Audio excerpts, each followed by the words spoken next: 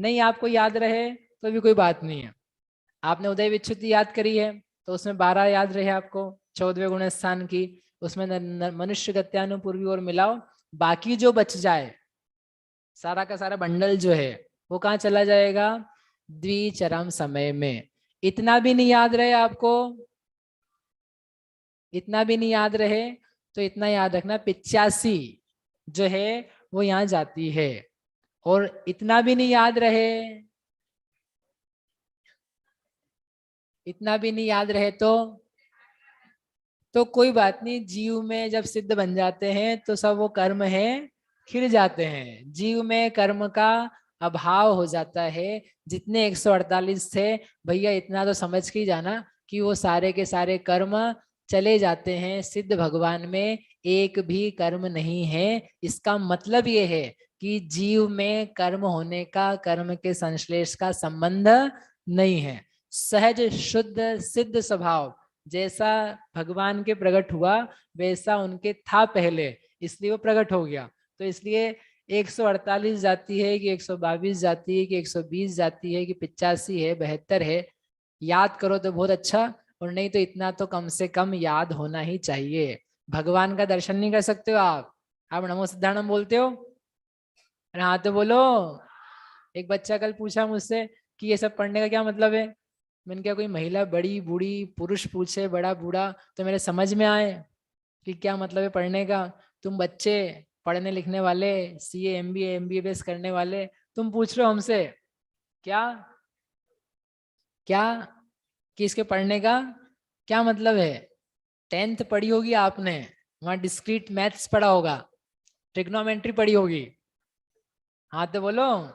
हाँ, calculus algebra पढ़ा कि नहीं पढ़ा? नागरिक शास्त्र और मिस्र की नदियां, वो कहाँ कहाँ नदी बह रही है, वो सब पढ़े, मानचित्र पढ़े, खगोल भूगोल पढ़े।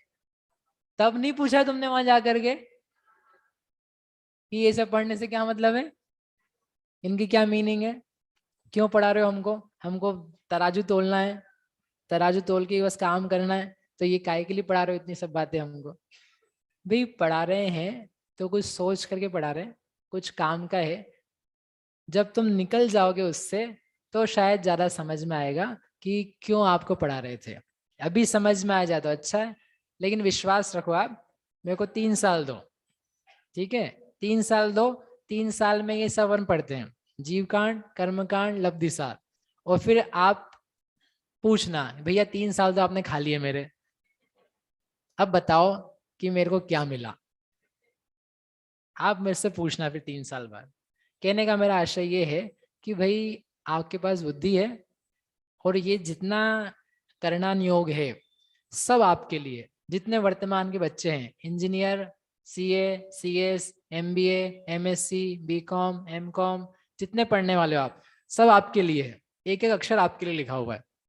वो पुराने लोगों के लिए समझ लो लिखा ही नहीं है, सब आपके लिए ही है। इसलिए उसका उद्घाटन भी अभी हुआ है, कुछ रिसेंट ईयर्स में ही समझ लो उनकी उपलब्धि हुई है, क्योंकि ये अब तैयार हो गए हैं, पढ़ने वाले तैयार हो गए हैं, इनकी बुद्धि तैयार हो गई है। तो ये सब चीजें अभी वर्तमान में खुल खुल करके आ रही है, इसलिए सब आपके लिए लिखा है।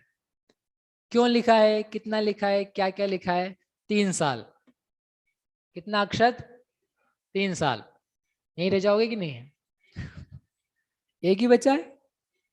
अरे बेटा ऐसे 3 साल नहीं चाहिए हमको, 10-10 दिन वाले हैं। पूरे 3 साल, पूरे 3 साल आप दो, बहुत अच्छे से होगा, आनंद के साथ होगा। आपको एक एक अक्षर पढ़ोगे, आपका श्रद्धान नी पक्का हो, नी गाढ़ा हो, नी मजबूत हो, आप हिल के बता दो फिर जिन धर्म से। जिन धर्म को छोड़ो, वस्तु स्वरूप से कि जो है सो है, जितना है जैसा बताया है वास्तव में उसमें कोई शंका नहीं है, उसमें कोई दिक्कत नहीं है। आपका आज्ञा सम्यक्त्व, सूत्र सम्यक्त्व नहीं पक्का हो जाता बताना, ठीक है? इसलिए ये मत पूछो, आप तो क्या करो, पढ़ो। अभी नहीं भी आपको समझ में आए, रीजनिंग समझ में नहीं आए, कोई बात नहीं, आप तो पढ़ते जाओ, सुनते जाओ, सुबह शाम और दोपहर में सुनो, आप सुनो, सब आएगा। क्या काम आएगा उसकी बहुत अमेजिंग आपको फ्रूट्स मिलेंगे, 100%। बहुत विश्वास से कह रहा हूँ आपको बात, ठीक है?